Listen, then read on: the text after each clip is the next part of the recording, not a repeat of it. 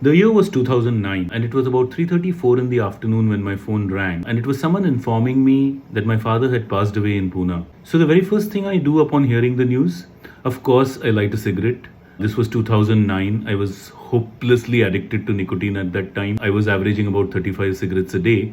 So I finished smoking that cigarette and, slightly dazed, I got into my car and I started driving towards Pune, and I had to drive straight to the cremation ground. And upon reaching the cremation ground, I remember seeing my mother, who was grieving. I saw my grieving relatives. Then I saw my father laid out ready for the funeral. And then I walked up to the priest and asked him a question. I said, "How long is this going to take?" So the priest answered, telling me that it's going to take about 2 hours. So the first thought that crossed my mind was, do I have to go 2 hours without a cigarette? So I made some lame ass excuse at that moment. I said I have a few calls to make and inform some people. So I walked out of the gate and I smoked not one but two cigarettes back to back. And only when I was done smoking two cigarettes did I come back and went ahead with the funeral proceedings.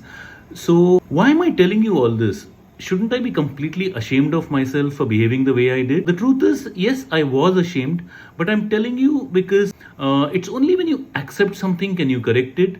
And I realized, because I accepted how hopelessly addicted I was to nicotine, I could eventually correct it in 2017 when I completely kicked the habit, and I've been tobacco free ever since. And this is not the first time I'm accepting it. In fact, when I wrote my book, Kick Smoking with Ninja, the very first page I had mentioned this very story. I'm holding this out for you to read. It says, "To my father, during whose funeral I sneaked out and smoked two cigarettes back to back." So, yeah. Do I think anyone could stoop this low in their nicotine addiction? I don't think so.